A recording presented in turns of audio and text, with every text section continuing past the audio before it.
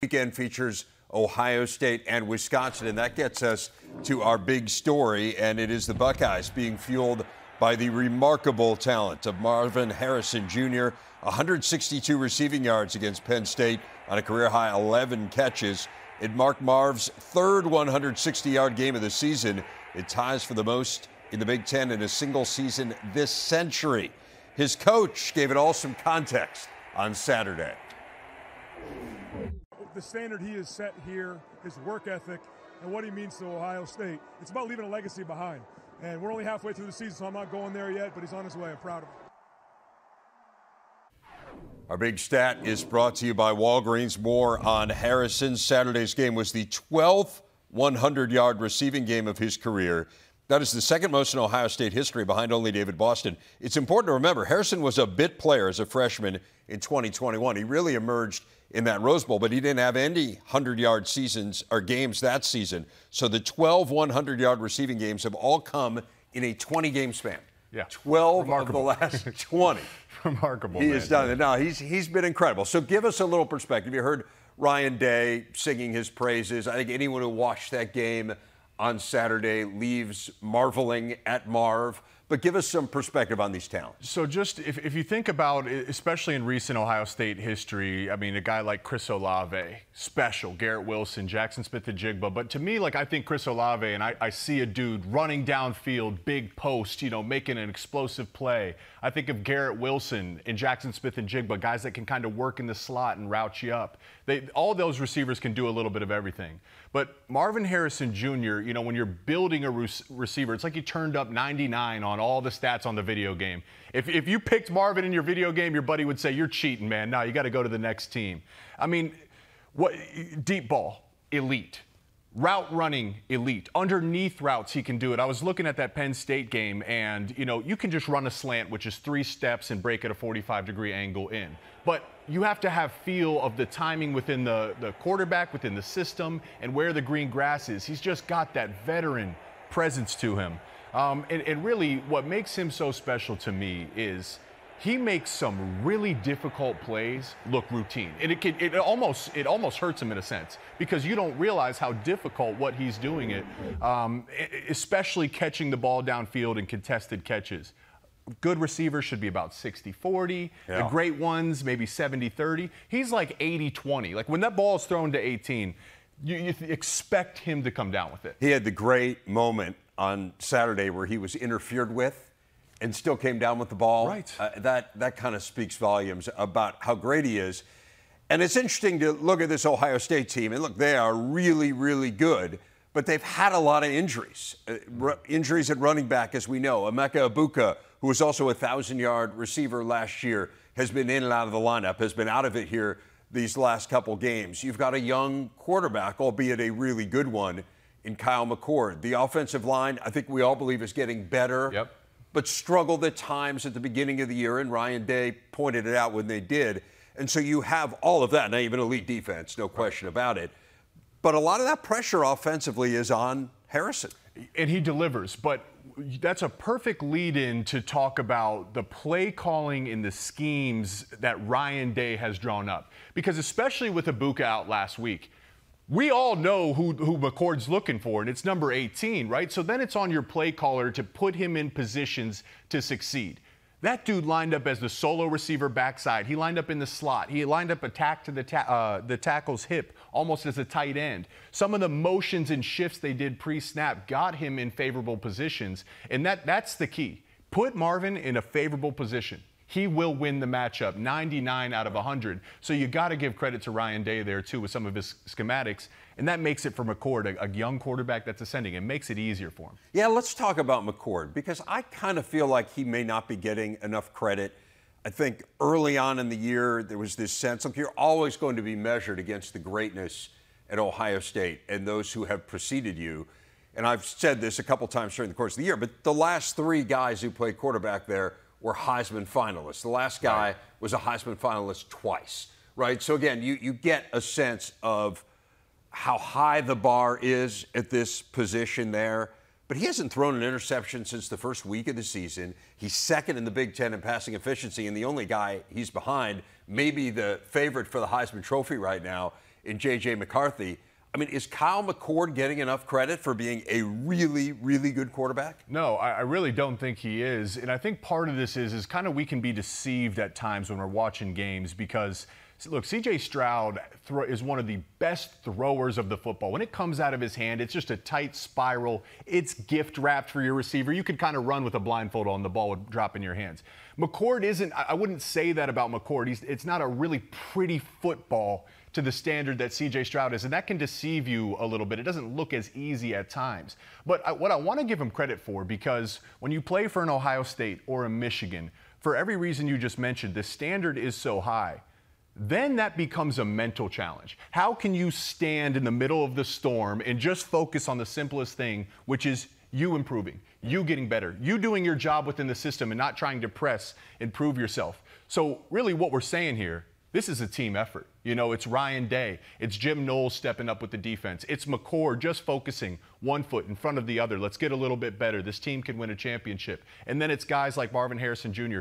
Ibuka was the go-to guy earlier in the season stepping up. Cade Stover, 4 for 70. So it really what you have is a complementary team. And no surprise. It shouldn't surprise anyone with the way they've recruited there in Columbus and with the success Ryan Day has had. I'm with you. The defense is great, too. And I think we really do have to give Jim Knowles a ton of credit. And we talked about it a little bit with Ryan Day when he was on earlier this week, just the tweaks that they have made defensively and the success that they've had with that. This was the unit that everyone questioned coming into the year. They're not questioning it now. They did an incredible job against Penn State and then against a far more explosive team in Maryland, have been really good in shutting down the offenses that they face. Now they get Wisconsin this week, and the Badgers in first place over in the Big Ten West. Again, it's a little more muddled picture there. You've got the three teams in the East, two in first place undefeated. You got Penn State just behind them. In the West, as we know, you got 4 teams within one game of one another in the loss column, but Wisconsin is alone in first after that come-from-behind win over Illinois in conjunction with Iowa's loss to Minnesota. The Badgers, Iowa, Minnesota, Nebraska, all the 1 and 2 lost teams in the division. We'll break down this race a little bit more at length later in the show, but the issue for Wisconsin is, yes, you're alone in first, but now you have the Buckeyes. Yeah. So I think a lot of people are assuming a loss. That being said, this is why we play the games. What's the strategy? What's the path here for Wisconsin to have a shot to pull off an upset in what should be a supercharged atmosphere Saturday night at Camp Randall? Well, it's certainly an advantage to be playing at home, right? So then you have to use that to your advantage, which is, to me, controlling the clock in the time of possession. Really, the best antidote, as we just kind of, went deep on how good Ohio State's offense is, you don't want to stand there and box with Marvin Harrison Jr. and Ibuka for 60 minutes. That's not necessarily going to win. So the best thing you could do is keep them outside the ring. Well, how do you do that? We're looking at Braylon Allen. If Wisconsin wins this week, it's because Braylon Allen had a career day. So I look back to the Michigan-Ohio State game in 2021 when Michigan finally got over the hump and beat Ohio State.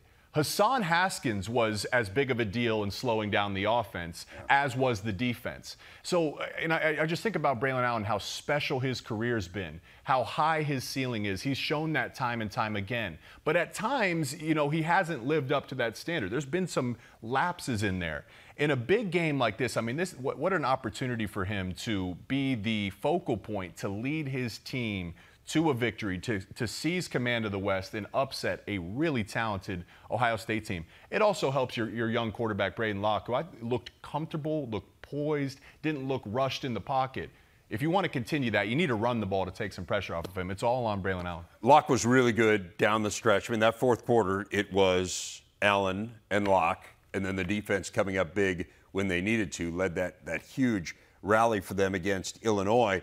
And your point is a great one. I mean, Wisconsin, it's funny. Obviously, we came into this year kind of the narrative being this air raid attack. But you look at how they win. They average more than 213 yards per game on the ground in the games they win. They're under 100 yards per game in the 2 games they have lost. I mean, it's clear cut, right? Yeah. If they cannot run the ball, they're going to be really hard-pressed to win the game. And it's going to be hard to run the ball this week. You know, it's if you can get to 200 plus, I mean, that would be excellent. But in order to get past that 100-yard mark, there's going to be plays in here where Ohio State's defensive front just flat wins. You're going to lose throughout the game many times to Ohio State. Those are the instances that I'm talking about for Allen, for where he needs to step up. When things aren't perfect, can you make something out of nothing? That's what the special ones do. That's what we talked about Marvin Harrison Jr., what he does. That's the opportunity Braylon Allen has this weekend. It is a series Ohio State has dominated. Buckeyes have won the last 9 in this series, but we have seen Wisconsin pull some huge ones, most notably 13 years ago, Camp Randall knocking off #1 Ohio State. See if they've got another one up their sleeve here as they try to throw the Big Ten East race into a little bit more disarray and take control there in the West. Someone had the best seat in the house alongside Gus Johnson as part of the Big Noon Saturday show. And let's get right into this, starting with the Buckeye side of this. Joel, what was your biggest takeaway from watching Ohio State, a team that I think some people had doubted coming into this game, take care of business against Penn State and really do so fairly comfortably in that second half? Yeah, two things, really. One is that they had the best player on the field, and then they leaned into that. You know, I've said it in other areas like this, Rev. They had an out pitch. You know, we're getting towards the World Series now. What are great pitchers? What do they do? What do they have? They have an out pitch. Mariano Rivera had the cutter. Randy Johnson had the slider. And when you know it's coming and they know they're throwing it, it's still effective. Well, that's exactly what Marvin Harrison Jr. was for Ohio State in that game. And then the other part of this, and I think the second, I don't know about revelation, but certainly take from that game, was just how good that defense is. That's a veteran defense that has played a lot of football. And with just a small philosophical tweak, in order to not give up big plays, they play a little bit more with a single safety deep. And because of that, they're just forcing teams to earn their way down the field. The run defense was terrific, really, against what we all considered to be Penn State's strength. And I thought the coverage was really good. And that was one thing I was wondering about, in particular without Denzel Burke on the field, who's their best cover corner. They held up beautifully in pass coverage. So the defense, how well they're playing, and the out pitch of Marvin Harrison Jr., those were really the two things that stood out to me. Yeah, it's pretty impressive, particularly given how banged up this team is, not just with Burke, as you mentioned, on defense, but several key contributors offensively, first and foremost, obviously, being Travion Henderson, but Emeka Egbuka as well. So they get the win against the Nittany Lions, and it kind of feels like it's the same story here, Joel, with Penn State. They are really good. I mean, this is a really good program, but we have seen they just can't quite get over that hump. Yeah. Certainly against Ohio State, they still have a chance against Michigan. They get that game at home, so we don't want to assume that they're not going to win that one. But as that narrative kind of continues here, what do you make of Penn State? Yeah, I think that Penn State showed their lack of experience in those moments, not just from a player perspective, but also, and I think that they would have to accept the responsibility from a coaching perspective. If you really look at it, what did I just tell you about Marvin Harrison Jr. and what Ohio State did? They used their out pitch, their best player. Well, Penn State either doesn't know what that pitch is or they didn't use it offensively. And what I mean by that is that it was just the same offense that we've seen every single week. And they thought that they were just going to be better than Ohio State and go win on the road in a top 10 matchup. And I think that showed a severe lack of experience on both the players' part and in terms of the coaching staff. In terms, how do you win those games? Your best players have to be put in position to really impact the game. If you take a look at the statistics and the numbers, this is what you'll see. Before the last series, offensively for Penn State, Drew Aller had thrown the ball 30 times, Rev, and Singleton and Allen had gotten combined 18 carries up to that point. That's backwards. That's backwards because what you are, or what we have been accustomed to now seeing, is that your best is those running backs. They didn't lean into that. They didn't find ways to get them the ball creatively, and because of that, they ended up losing the game. I thought the defense was terrific. I really did. And I still think this team is really good. And if they can learn that lesson, then yes, everything is still out ahead of them. They can beat Michigan if they play well, in particular at home in that great environment, because that defense is for real. No doubt. Let's focus on Michigan. I noticed you moved them to #1 in your rankings this week. Is that a product more of how Michigan has looked, Or is it more about a lot of these close calls we saw from some of the top teams this week, or perhaps a combination of both? Yeah, so three things, and it is a combination, but three things specifically. I start with the one that you started with, which was the domination from Michigan. Why is it that we don't see Michigan, struggle with anybody? And everybody, by the way, all these other teams, you move Michigan up there because they don't struggle and they dominate, and then everyone's like, who have they played? Well, I would answer that with a question. All right, why can't we say, why does Washington struggle with a one-win Arizona State team? Why does Oklahoma struggle with a UCF team who had lost a couple games in a row?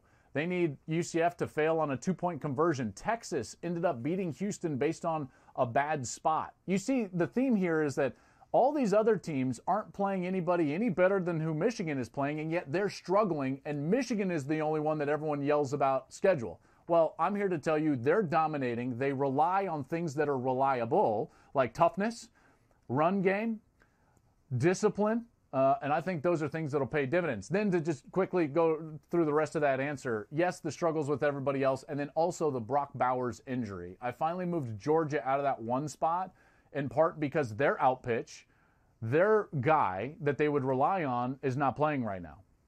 Yeah, he is as dominant a player as there is at his position in the nation. We were talking about Michigan there, and interestingly, you moved them to number one. J.J. McCarthy now is being considered as the favorite in the Heisman race in some of these most recent Heisman odds. When you look at that race right now, and Marvin Harrison, I think, has to be at least in that discussion as well. We had Ryan Day on yesterday. He was making the case for him as the best player in America. And, look, it's harder to win it, obviously, as a wide receiver than it is as a quarterback, or even, I would argue, as a running back. But make the case here, particularly for J.J. McCarthy. Do you believe that he has moved into that front-runner spot, given the performance Michael Penix had against ASU? No doubt. No question about it. And JJ is a guy that has shown that he can be relied upon to take them to another level. If you're looking at Michigan, it's like, hey, that's a great fourth-gear team, and they can sit in fourth gear and just bludgeon people. Well, he can take them to fifth and sixth gear because of what he does outside of the pocket, his accuracy, his arm strength, his playmaking ability. You saw that with some of his ability to manipulate the pocket against Michigan State and then quickly make a decision and throw an accurate pass into the end zone, a touchdown to Roman Wilson.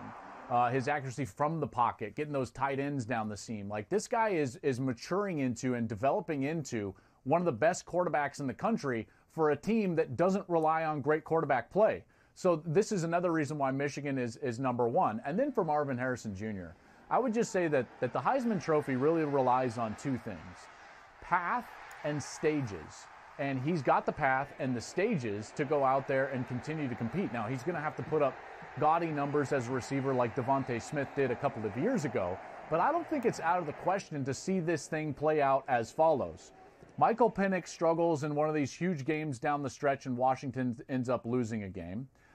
Maybe a guy like, let's say, Jaden Daniels from LSU can't beat Alabama or Georgia in the SEC championship game. And then all of a sudden, you look at everybody else, they don't quite have the stages that Marvin Harrison or J.J. McCarthy do down the stretch. You can see a scenario, and I think it might be even plausible, Rev, where Harrison and McCarthy are actually 1 and 2 in the Heisman race when they face off on Thanksgiving weekend. I think that might even be a likely scenario here towards the end of the year. As if the stakes weren't high enough for that game. You're right.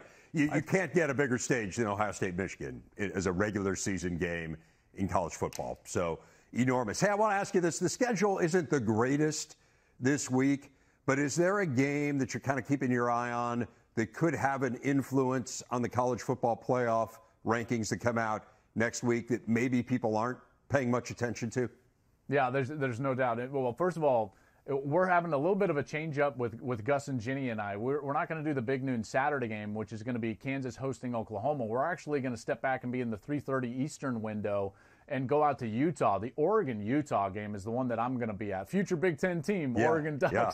That's going to be a phenomenal game and really shake things up, because if Oregon can win that game, you can see the path for them to get into that Pac-12 championship game. And then if they were to win that game, I think that they would certainly be a playoff team. The other game that I look at is that Wisconsin hosting Ohio State game, because I think that Wisconsin's going to have a lot of confidence coming off of that win over Illinois, Rev, in particular with that fourth quarter that they had. By the way, so Wisconsin, throw a winning touchdown to an offensive lineman, right? It's like perfect. Yes. But when you look at that team playing at home with Luke Fickell and all the motivation that they would have and a potential letdown for Ohio State after the huge win over Penn State, that's another one that's going to, have huge repercussions as it relates to the college football playoff.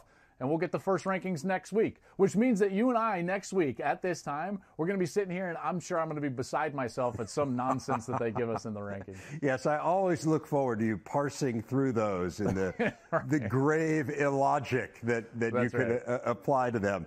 Hey, thanks a lot. Right. Have a great call. I'll tell you, I am excited about that game, Oregon-Utah as well. Cal Whittingham, as underrated a coach as there is in college football, and we'll see whether or not Utah can throw things into chaos, but a huge game for Bo Nix and Oregon, no doubt. Thanks a lot, Joel. Enjoy the game, and we'll talk to you next week with those rankings in hand. You got it. See you, bud. They have the most complete team at this point. The challenge for them is, can you continue to improve? And I'm interested to see Braden Locke, now that, hey, this is your team, right? Mordecai's out. How does he improve and progress throughout the season? Obviously, the story with Iowa, Dave, it hasn't changed. It's all about the offense. What can the offense, what can they do? And I don't know that it's going to be all too much, but I will say, I think about the Iowa-Minnesota game last week, and I look at Joe Rossi's defensive game plan. And what I saw was a defense that was hell-bent on staying gap sound. Stay gap sound. Why is that? Because in recent weeks, Iowa's run numbers, total numbers, they looked great. Yeah, but close to 200 yards. But it was behind one or two or three explosive runs within the game. Those numbers got skewed because their opponents got out of a gap, and then one of the running backs took advantage of it and was able to score some points. So what Joe Rossi did with Minnesota was say, guys, do not leave your gap. It doesn't matter if we lose because you didn't go press to make a play. That's on me. Just do not leave your gap, and that limited Iowa's chance to have explosives. So I say that, and I say this, and I really think this is an interesting conversation to have when you ask, well, how can you improve? And Cooper DeJean is a name that just comes to mind, right? Like, I played with a guy, Jabril Peppers, right? We know Travis Hunter out there at Colorado. You don't have to have he doesn't have to be in on every offensive play. You don't even have to necessarily give him the ball. You could stick him in the slot, and all you're trying to do is give the defense something to think about. Have him run a bubble route, and the defense is like, oh, we gotta look for Cooper. And then your run game might have a little bit more breathability. You could just have a package at this point. Now, I'm just throwing this out here because they are in the race. Why not? Why not have him in for 5 to 10 plays? He's absolutely dynamic with the ball in his hand. He did it in high school, too. So it's just one of those things where, as I'm brainstorming here, how can you gain an edge on offense? That's the clear thing to me that would give them a spark and give opposing defenses something to think about. They have a bye week. Why not?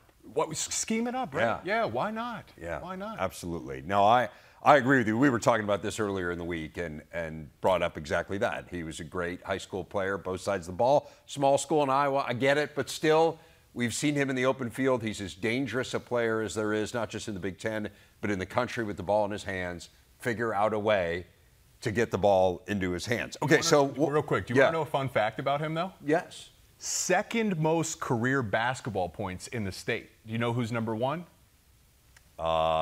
T.J. Hawkinson. T.J. Hawkinson. Do you know who's number 3? No. Harrison Barnes, who made like $100 million. Yeah, right. He has more career basketball points than Harrison Barnes. How about that? The dude can do it all. There's been some really good hoopsters to come out of the state of Iowa, too. We could go down the list, so that is pretty impressive. Okay, let's get to Minnesota and Nebraska. They both have 5 games left, so they're a half a game back of Iowa, which still has that bye that I just talked about this week. Minnesota still has to go to Ohio State. Nebraska has crossovers left with Michigan State and Maryland. They go to Wisconsin. They host Iowa. Remember, the Gophers beat Nebraska in the season opener, so somehow we're come down to a tiebreaker just between those two. Minnesota would have the leg up. It seems like either one of these two, though, would probably be involved in a multi-team tiebreaker. But still, how do you assess these two, which certainly after last week are trending up?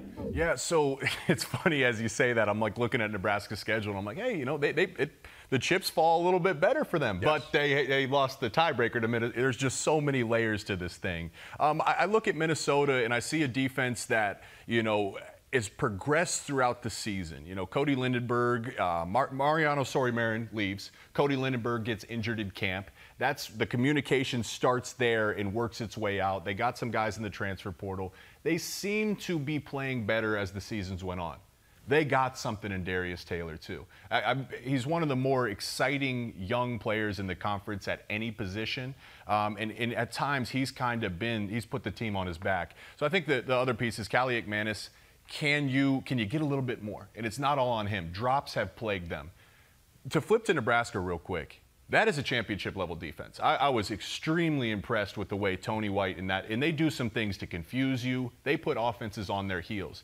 It is the same story, though. Not just turnovers, but ball security in general.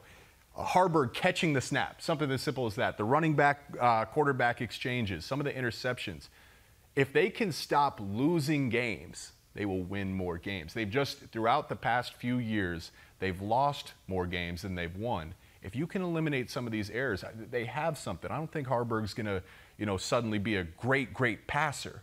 But they do enough dynamic things offensively to play complementary football with the defense. Yeah, again, the defense is really good. And they've allowed fewer than 60 rushing yards in 5 of their 7 games. And then you look at who they're competing against, like there aren't that many teams that can hurt you with the pass left on that schedule. A good run defense is great in the West. Absolutely. Great in the West. No, I mean, it is a huge advantage for you. So, again, stop beating yourself, which they tried to do on Saturday. I think, the early interceptions obviously dug a hole, but their defense bailed them out of it. We got some volleyball tonight coming up on the network. Eva Hunt Championship. Our big interview is John Walker, the head coach of Nebraska.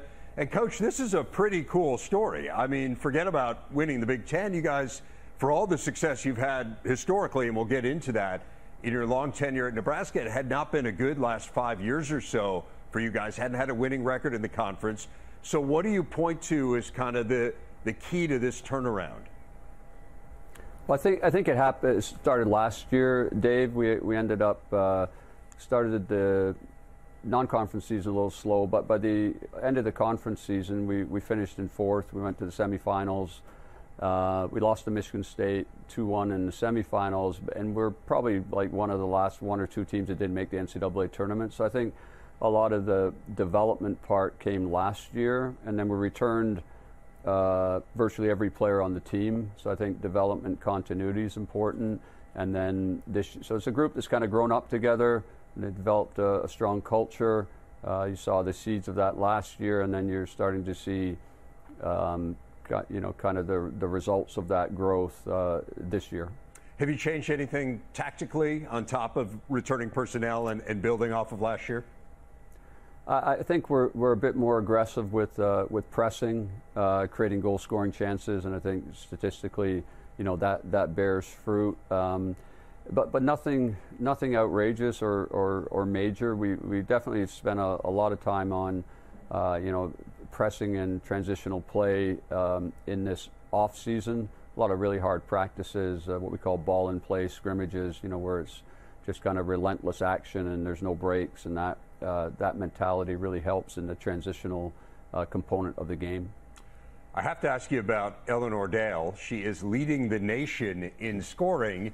And if people have been paying attention to Big Ten women's soccer, they know that she is a good player. She's on England's under-23 national team, so she gets some international play as well. But I guess I'm just interested in how does someone go from a 7-goal scorer, who's a really good player in the league, to a 23-goal scorer who is one of the most feared players in the country?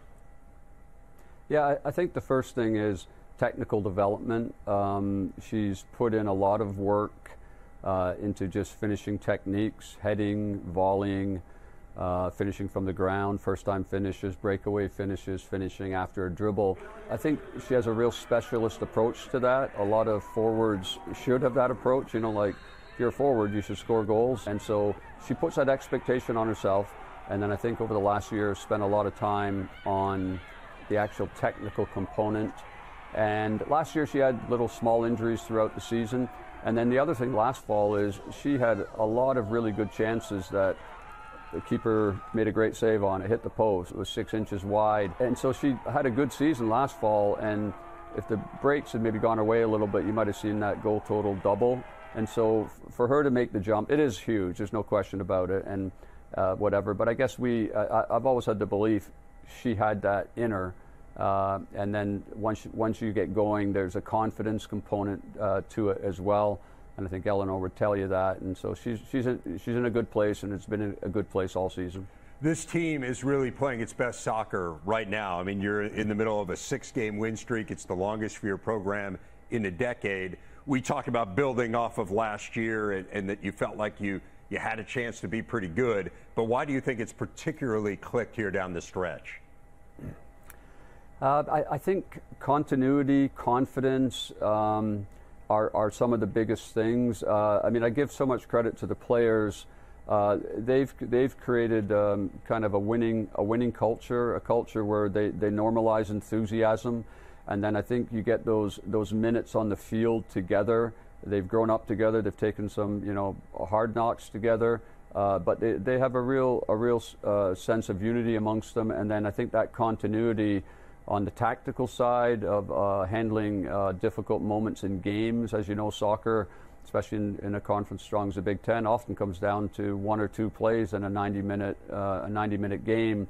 And I think they've been in those situations now over the last couple of years that they handled them pretty well. And then, of course, the intangible in all of it is confidence. As they have put some wins together, scored a lot of goals. Obviously, we're one of the top scoring teams in the country, and so I think they have confidence as well. But with humility. I think the humility comes from the beginning of last year or 2021, where some of them were younger players and we didn't win those games, and so they have a nice feel to them in that they're humble, but they're growing in confidence as they develop together. So I think it's a really healthy group. Coach, I want to get into your backstory a little bit because it's kind of amazing. You're the only coach in the history of this program. It's been nearly 30 years, for those who don't know, that you've been in Lincoln. You're from Scotland originally. Your dad was a coach in Canada. You played in college for him. And I was reading that you applied for the Nebraska job literally on the final day that applications were open. Have you thought at all about kind of what moved you to apply on that day and how dramatically it's changed the course of your life? Yeah, I mean, the story is I was the high performance director at the training center in Ontario, Provincial National Training Center in Ontario, and we used to get a lot of U.S. college coaches come up to look at our players, and I became friendly with Brett Simon, who was the men's assistant at the time at Creighton. And Brett mentioned to me on one of his visits, Nebraska was starting up a program in the athletic department of Nebraska in 1994. There wasn't anyone with soccer background, so they reached out to Brett over at Creighton. And so we just talked a little bit, and he said, I should really, if you're interested, I'm going to put your name forward. And actually at the time, my wife and I, we had 1-year-old twins. I was away on a coaching course in California, and I hadn't really thought about when we came back. There was several messages on our voicemail. Back in the day, didn't have mobile phones, of course. Right. So on our old voice recording mail thing from Al Papik, who at the time was a senior associate AD at Nebraska, just saying, "Hey, look, we'd like to talk to you." And so and he said, "You got to get your resume in here." I remember I had to fax in the resume again back in the day. And then that was it. I went down to visit, and we just decided we had 1-year-old twins at the time, and thought what a great opportunity. The place had a real high performance feel to it. Looked like a great community to raise a family, and so that's how I ended up down here. And it really is a wonderful school, athletic department, and a community, and so that's why I'm still here 30 years later. It's amazing, and as I said, you've had some great success there. You're playing Ohio State in the opening round of the Big Ten tourney. You beat them back in September. Give us a little scouting report on the Buckeyes and what we should expect in that opener. Yeah, they're a terrific team. They're a real attack-oriented team as well. I think stylistically, a little bit different. but they're really well organized, well coached, and they have some super explosive players, also experienced players, and we know on any given day they can beat anyone in the country. And so I think it's going to be an exciting matchup. There's probably going to be goal chances in it for both teams, and I think hopefully both teams are playing in the NCAA tournament also.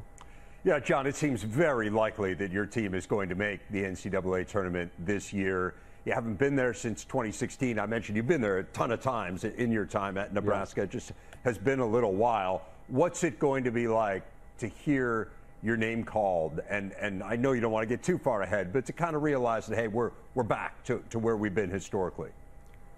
Yeah, it'll be exciting. Like I said, I'm more excited for the players. David, it's a really special group of players, and I know that just sounds like coach talk, but they are so hardworking and energetic and team-oriented, and they've really, just bought into development philosophy in the program, have a real identity for how they play, and so they're really a breath of fresh air and invigorating for an old guy like me to come and coach every single day. And on last Sunday, winning a share of the Big Ten title was a special moment for them, because a couple of years ago, I think we started the first 7 games of the conference and we didn't win.